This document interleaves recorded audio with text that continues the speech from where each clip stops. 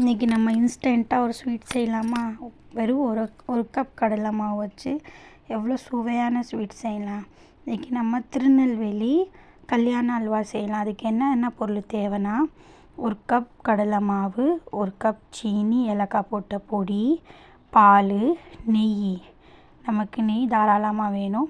ஒரு வாணலியில் நெய்யை போட்டு நல்லா நெய் மெல்ட் ஆன உடனே அந்த கடலை மாவை போட்டு நல்லா வதக்கிக்கணும். கொஞ்சம் பார்த்து லோ ஃப்ளேமில் வதக்கணும். ரொம்ப வதக்குனிங்கன்னா பிடிச்சிரும்.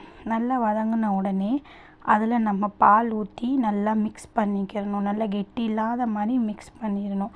அப்புறம் அதில் ஏலக்காய் தூளும் நம்ம அரைச்சி வச்ச சீனியும் போட்டு அதையும் நல்லா மிக்ஸ் பண்ணிக்கிறணும். கெட்டி விழாத அளவுக்கு நான் மிக்ஸ் பண்ணுற மாதிரி நீங்களும் மிக்ஸ் பண்ணுங்கள். இப்போ நம்ம நல்லா மிக்ஸ் பண்ண உடனே அதில் நம்ம 2 ஸ்பூன் நெய் ஊற்றுவோம்.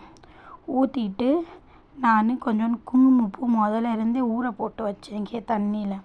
அந்த குங்குமப்பூவும் நம்ம இதில் போட்டு நல்லா சுகர் மெல்ட் ஆகிடணும். நல்லா மெல்ட் ஆகி இந்த பதத்துக்கு வந்த உடனேயே நம்ம அதில் இந்த குங்குமப்பூவை நம்ம ஊற வச்சுருக்க குங்குமப்பூவை நம்ம அதில் ஊற்றி நல்லா கிளறிக்கிறணும். நல்லா கிளறின உடனே நல்லா ஒரு கலர் வந்துடும். அதில் அல்வா கலர் வந்துடும். நம்ம எந்த ஒரு கலரும் அதில் ஆட் பண்ணல.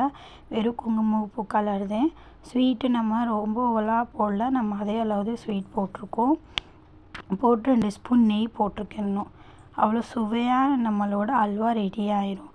உங்களுக்கு என்னோட இந்த வீடியோ பிடிச்சிருந்துச்சுன்னா லைக் பண்ணுங்கள், ஷேர் பண்ணுங்கள், சப்ஸ்கிரைப் பண்ணுங்கள்.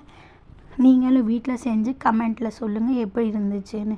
ரொம்ப ஈஸி. ஒரு கப் கடலை மாவு வச்சு நம்ம சூப்பராக தயார் பண்ணிக்கிடலாம் ஒரு அல்வா சாப்பிட்றதுக்கு. வாங்க சாப்பிட்லாம். இந்த வீடியோ பிடிச்சா மறக்காமல் லைக் பண்ணுங்கள், கமெண்ட் பண்ணுங்கள்.